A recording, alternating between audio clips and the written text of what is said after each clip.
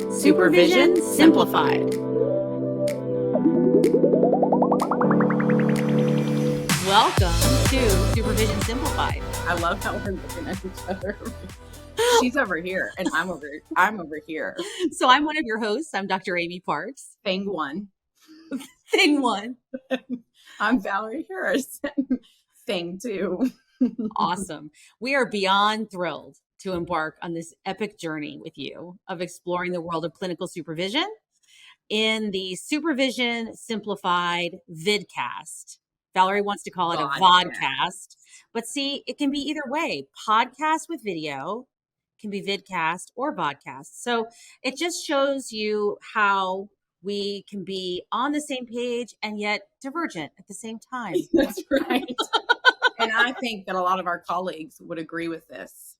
Like Patrick Casale would say, way to be divergent and honor that space.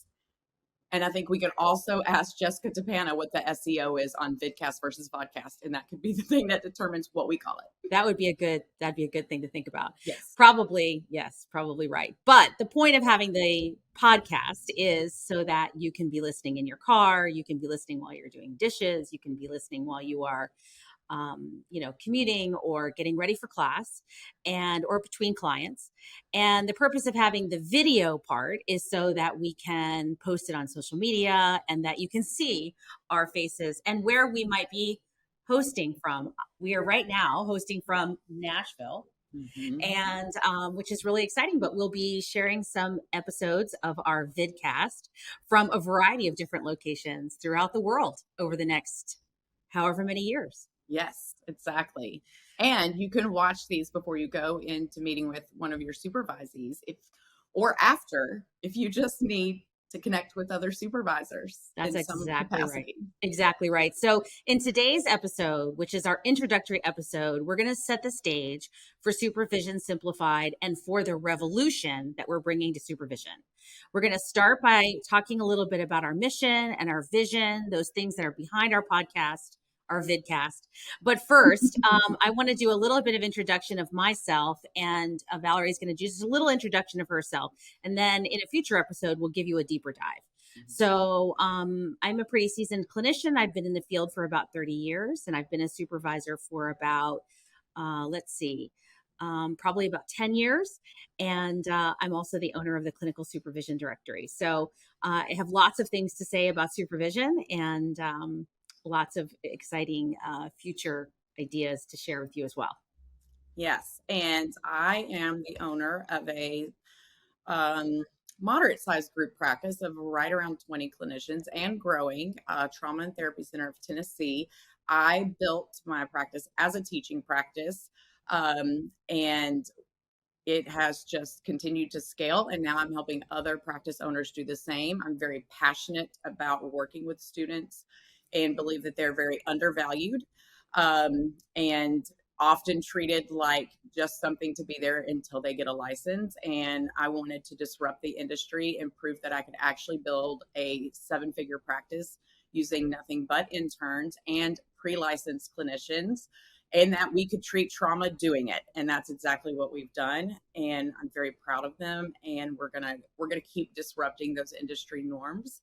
And that's part of why I'm in this space. Yeah. So we both have a passion for elevating the field of mental health.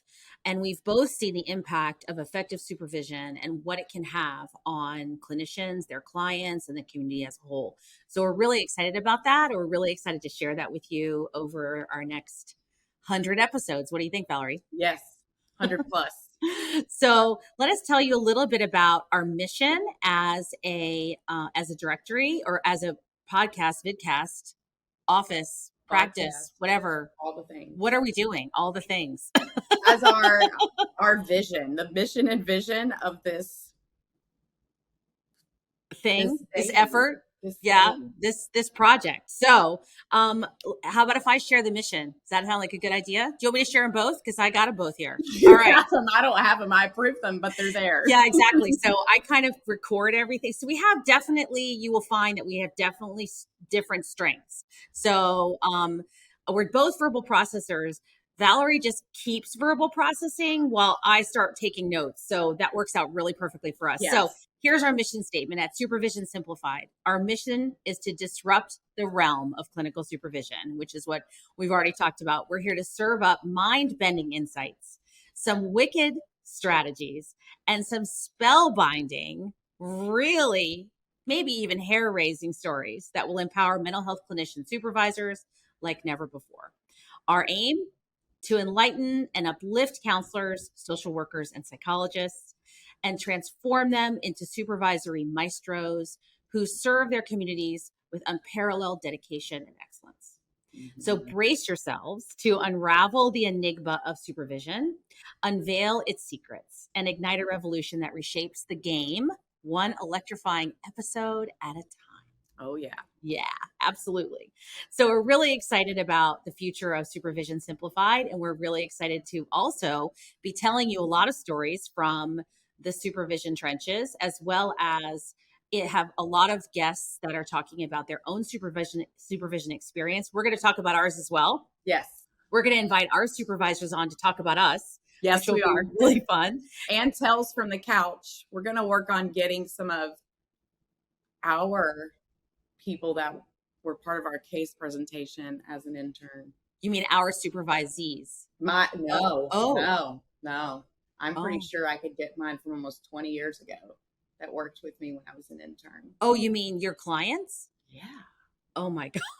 Then to say, oh my God, she was really like crazy. There's one.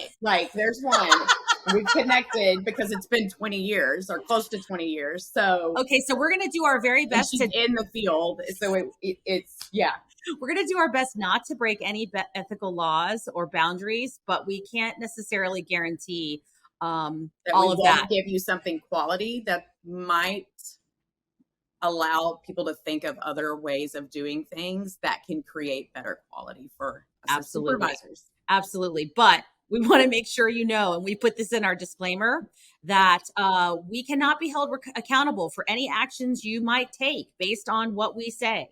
Even though we are professionals, we certainly encourage you to seek out your own supervision because you're in a situation that we don't probably know all of the details of. Yeah. So we're not standing in court with you, but we're willing to stand for one another. And I'm willing to stand for the things that I am doing in those contexts.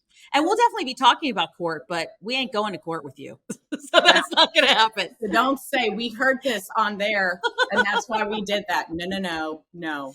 So we're really here forging a fellowship of clinical supervisors who are real trailblazers. And imagine a scenario where supervisors navigate the intricacies of supervision and foster growth and introspection with their supervision seekers, their supervisees, all while providing unwavering support and upholding ethical principles with one another and in community. So through our vidcast, we're inciting a paradigm shift. It's really, really the key here in the landscape of supervision, working on transcending boundaries, and not all the boundaries, though. We have to be aware of that. Humanistic boundaries. We want to transcend everyday relational boundaries that the profession is kind of made stuffy and dry and not really accessible for real world sometimes. Absolutely. And also doing all of this by also being able to support individual care and exceptional care for families and people and communities. So all of those things are important parts of what we're doing. And we're really, really excited about it. And we really have no clue what we're doing. So all of that to say, that's a whole bunch of words. But we have a lot to say and we're clear on that. We think we're going to do it right. We're clear about it. And so it's really kind of complicated, this whole world of supervision. And, we're really here to promote it, as we talked about, with a variety of different things. And we want to do it with some fidelity, with a lot of fidelity, the utmost fidelity, in fact, and service to you. So what you can expect from this podcast. So Valarie, can you tell us a little bit about what we can expect? The good, the bad, and the ugly. I mean, you can expect to hear things that you probably are not. Well, I think students might expect to hear things that they need to hear from supervisors that they may not hear. Or I think that they may see a different supervision style or see things about us that humanizes supervision in certain ways that maybe they are putting their supervisors up on a pedestal of some sort, which could be creating more imposter syndrome. So I think it's going to humanize the supervisors in a way that it needs to be humanized, um, and maybe bridge some of that gap between supervisors and supervisees. I think you're also going to get to hear some really great tales from the board. They did what? They did what? And then we're going to process some of those and look at what may have gone wrong at the supervision process, or what could have been done if those may have been brought to us in the supervision realm, so that we can all learn from those without exposing our supervisees that are still working with us. We're going to be careful, and we're going to be cautious, and yet we're not also not right. exploitive. No, absolutely not. And yet we are both the kind of people that run on Maserati brains with bicycle brakes. So we're really excited to be setting off on this exciting adventure, and we're going to do our very best to, again, to do it as best we can. So, and we're neuroscience nerds. So you can expect that we will be having lots of brain talk and telling you how to use your brain in these things in cool ways that you can hack your brain to do cool things. So we can definitely tell you that each episode is going to feature conversations with clinicians, including ourselves and others and our colleagues, who are seeking, providing, and supporting supervision. We're going to delve into their experiences. We're going to learn about their challenges and their triumphs, and we're going to extract valuable lessons that we can all apply in our own supervisory practices, wherever we are on that journey. But let's not forget about you as the listener. So we want this podcast to really be a space for you to engage and to learn and to grow, right? So we're going to be answering your burning questions. We're going to be listening to your crazy stories, and without sharing your names, or I don't know, you can share your name if you want to. Feature addressing your concerns and featuring your success and maybe some of your not so successful stories. So make sure to connect with us on social media and be an active part of the Supervision Simplified community. And we will be doing some live consulting shows at times. Absolutely. So, so the revolution we're sparking is, again, about clinical supervision. It's always been an integral part of mental health practice, but it takes time to get to the next level. So, I don't know if I told you, Valarie, the story of how I went and talked to some people in one of our major associations who said, I don't really understand, or we don't really understand why the big focus is on supervision. The big focus needs to be on academia. And I said, we do a lot to train our mental health clinicians in schools, and that's incredibly important. There's no denying that. And yet, that's only a brief period of time in the whole career trajectory of a mental health clinician. And so to offer supervision and to not support it throughout the lifespan of the career mental health clinician is really doing an enormous disservice to anybody that's in the field, because to only have supervision for a couple years and then not have that opportunity again really puts you in a position of oftentimes not having people to consult with on cases and to talk about really difficult situations and things like that. So I think maybe the word supervisor sort of has this connotation like, oh, you have to babysit me, or you have to take care of me or care for me in some way. And I think part of what we want to do here is we want to really elevate the idea that supervision is more than just getting you through your licensure and signing off on quarterly paperwork. It's really about mentoring you and growing you as a leader, and then also joining with you in the conversations that are part of our careers throughout the experience of mental health. Would you agree? Yeah, it becomes a consult at that point. Right. That's part of being a lifelong learner, which I'm almost positive, but could be wrong, is in every single ethical code of conduct, in the code of ethics. I know it's in the ACA. I know it's in social work. My undergrad's in social work. Lifelong learner. I learned that before I even had a bachelor's. I knew that was one of the biggest roles that I would play as a lifelong learner and an advocate. So it's almost like advocacy doesn't just show up when when the world decides to advocate and get behind something, collectively. So you don't become an advocate for a thing when the majority of people are doing them. You're an advocate because that is part of the profession, and it's part of what we came into it to do, and it's one element. And so supervision and consulting and that kind of oversight and that kind of joining of the minds is something that's supposed to be embedded in you as a clinician and not just one point of clinician. Yeah, absolutely.